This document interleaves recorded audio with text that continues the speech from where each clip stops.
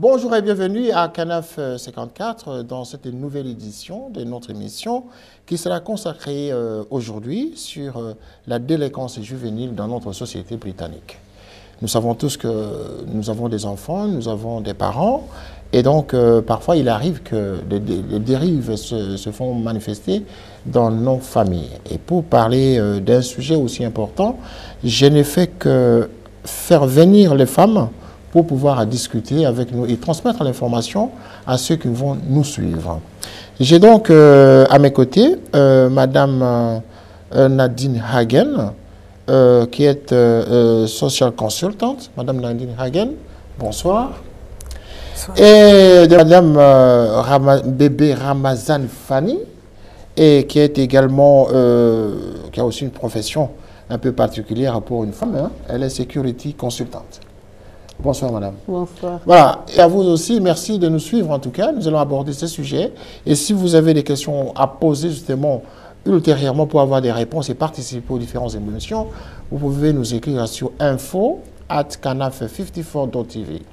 Voilà, madame Nadine Hagen, je vais commencer avec vous. La question de la délinquance juvénile, vous qui travaillez justement avec les communautés dans ce pays, vous connaissez très bien comment les parents, par exemple, viennent auprès de vous pour vous expliquer les différents problèmes, les différentes difficultés qu'ils traversent dans leur maison. Qu'est-ce que d'emblée comme ça, le message que vous pourriez, enfin pas le message, mais la réaction que vous pourriez avoir sur cet élément de la délinquance juvénile dans notre société britannique? Merci beaucoup de me passer la parole. Surtout, merci de m'avoir invité. On rencontre ces problèmes tous les jours, mais on n'a pas souvent l'impression d'être important au point de participer à une émission télé et de partager les réalités sociales dans les communes. Je suis particulièrement imprégnée avec la communauté francophone parce que je suis francophone vivant en Angleterre. Nous avons un grand problème, c'est que nos enfants qui arrivent ici deviennent statistiquement, les statistiques disent que les parents qui font venir leurs enfants en Angleterre, d'une manière, je ne sais pas si les enfants se rendent compte que les statistiques disent que c'est parce qu'ils viennent d'Afrique qu'ils rencontrent une nouvelle société, qu'ils ont perdu leurs valeurs africaines, qu'ils ramènent à la base. Les enfants, ils arrivent ici et ils deviennent... ils vont à l'école, ils ne reviennent pas, ils vont avec des amis et c'est comme ça qu'ils apprennent à voler. Là, vous parlez du problème de choc de culture. Oui. Que les enfants ont du mal à s'intégrer ou Quand on nous parle, quand on nous démontre la délinquance par rapport aux jeunes enfants ici, il y a une réalité qui dit que ceux qui viennent d'Afrique retrouvent une nouvelle société qui est peut-être étrangère à ce qu'ils avaient l'habitude de voir eux en Afrique. Et ils n'écoutent plus les parents parce qu'ils arrivent ici, ils trouvent la télévision, ils trouvent les enfants qui disent que bah, si on te gronde à la maison, tu peux appeler la police, tu peux appeler l'assistante sociale. Du coup, ces enfants qui sont venus d'Afrique avec une mentalité où ils écoutent, ils se mettent subitement à ne plus écouter. Et on leur dit comme ça, oh, tu as tous les droits ici. Si en Afrique, tu n'avais pas les droits, tu as tous les droits. Ça fait que nos enfants... quand ils ont des problèmes quelconques, ils ne vont plus voir les parents, ils vont plutôt parler aux amis dehors ou parler à la maîtresse à l'école et on leur donne des conseils et c'est comme ça que je crois que nous perdons nos enfants. La délinquance ne se limite pas que, enfin je veux dire la délinquance juvénile ne s'arrête pas qu'aux enfants qui viennent de l'Afrique. Oui. Qu'est-ce qu'il en est des enfants qui naissent ici? Oui, elle existe bien évidemment parce que nous sommes dans une société ouverte à tout. Et moi, je dis que la première socialisation qui est comment éduquer l'enfant à la maison, comment est-ce que l'enfant est éduqué chez lui? Est-ce qu'il continue de suivre ce qu'on lui dit à la maison lorsqu'il arrive dehors ou alors il suit les autres enfants? On se demande des fois qui entraîne qui. qui dit à l'autre allons voler, qui dit à l'autre, et pourquoi les enfants volent d'ailleurs? Ça c'est une question. Pourquoi les enfants sont délinquants? Il y a beaucoup de choses qui expliquent la délinquance. Il y a la maladie, il y a l'autisme par exemple. On va venir aux causes, hein. Mais je vais demander d'abord à Madame Ramazani Fanny, vous qui êtes originaire de la RDC, c'est ça? Oui. Et par rapport à Madina Hagen, qui vient aussi de notre pays africain, qui est le Cameroun, quelle est votre expérience de la société congolaise?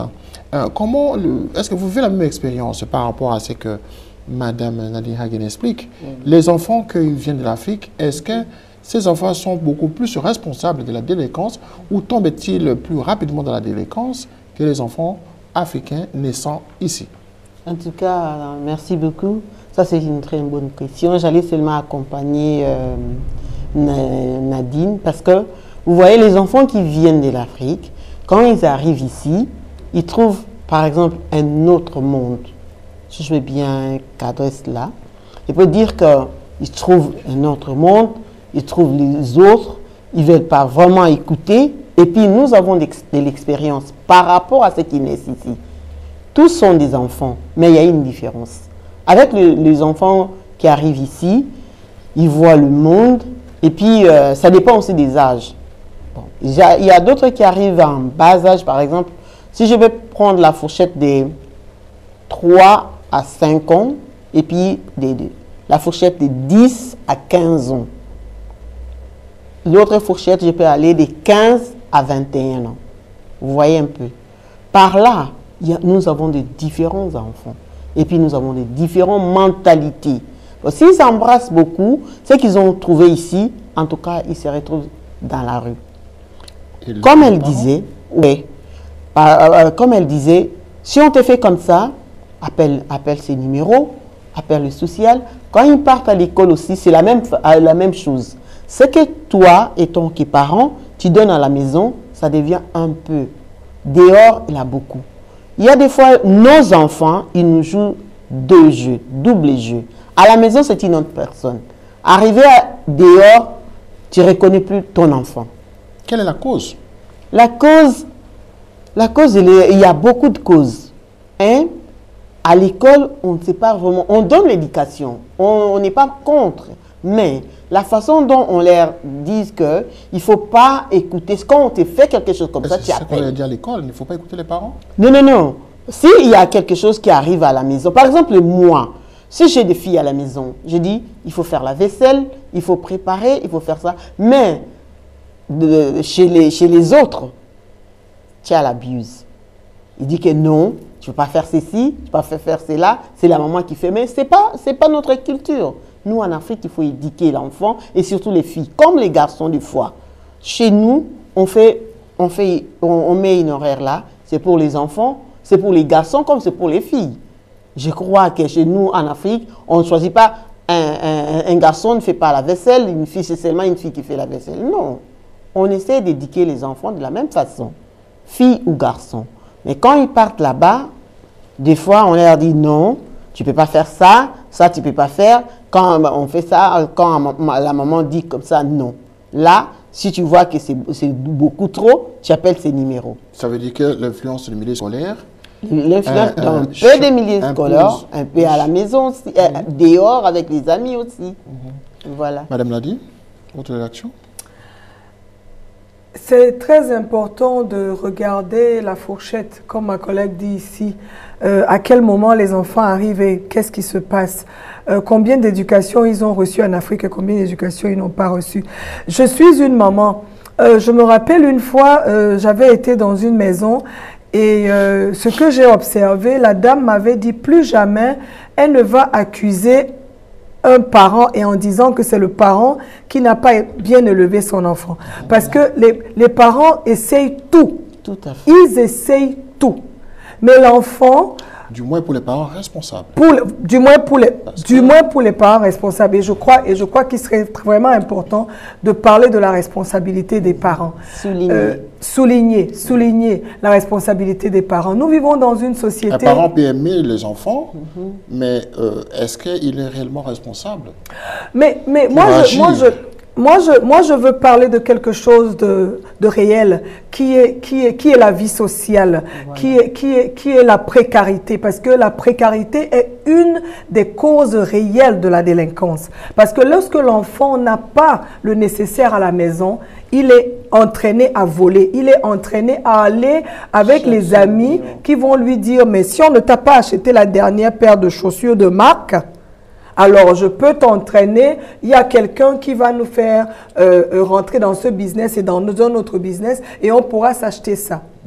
Alors, moi, je remarque que la délinquance a des raisons réelles qui sont la société, parce que la société a des classes sociales.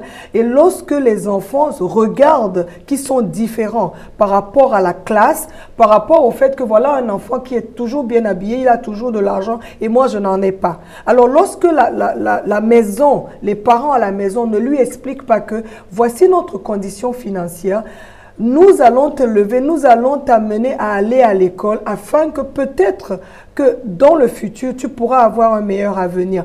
Donc, à la fin de la journée, il y a la nature de l'enfant, il y a l'apport des parents, il y a l'influence extérieure, mais il faille vraiment qu'on comprenne qu'il y a un minimum. Il y a un minimum à donner à un enfant et lorsque l'enfant n'a pas ce minimum, il va aller le chercher ailleurs dans la délinquance. Pourvu que les parents en aient aussi ce minimum. C'est pour ça que je dis que la précarité, à un moment, est la base de la délinquance. Ce comportement au niveau de foyer.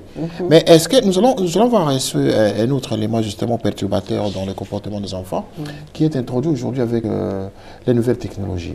Lorsqu'on voit aujourd'hui les social media par exemple, qui entrent dans nos foyers, qui entrent dans nos familles et que l'on voit nos enfants en tout cas s'embarquer à outrance dans le comportement, dans le jeu des social media. Est-ce que ce n'est pas quelque part la perte de contrôle justement de la part des parents, madame? Justement, c'est vraiment les parents ont-ils perdu carrément le contrôle? Le contrôle des enfants à cause des social media. Parce que si tu as les enfants à la maison, les parents, par exemple, une maman ou bien un papa qui part au boulot, quand ils rentrent à la maison, les enfants sont dans leur chambre, chacun avec son portable, son laptop, tablette, je ne sais pas quoi encore là. Les enfants ne font que s'occuper de ce qu'ils sont en train de faire. Toi, étant parent, tu ne sais pas avoir le contrôle des enfants. Tu as perdu conversation avec des enfants, les soirs comme ça sur une même table. C'est aussi une perte d'autorité parentale. Justement. C'est-à-dire le parent a perdu son autorité. Le parent a... Tout à fait. Et comment remédier à ça rapidement? Parce que quand le parent déjà perd l'autorité, c'est un problème sérieux. C'est-à-dire qu'il n'y a pas le vrai dialogue entre l'enfant et le parent. Ouais. Alors, le remède, vous qui êtes parent, moi étant parent, qu'est-ce que vous suggérez? Qu'est-ce que vous faites dans votre maison justement pour cadrer les enfants qui sont emportés dans les social media par exemple? Moi, étant parent, vous arrivez à les maîtriser?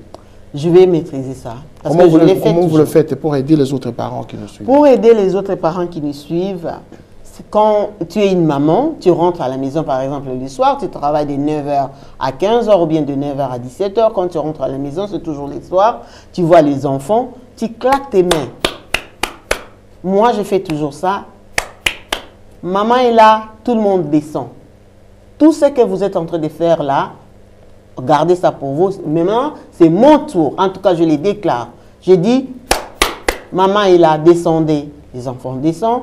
Je leur dis comment a été votre journée. Elles me racontent comment ils ont fait et tout ça. Et puis moi, je leur donne quand même comment j'ai passé aussi ma journée. C'était comment. Je leur raconte et c'était comme ça, c'était comme ça.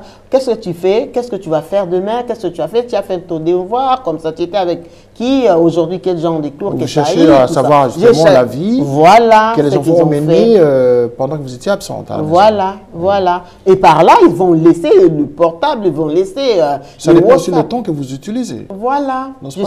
En tout cas, quand je rentre les soirs, je suis très gentille, je vais être très gentille avec eux.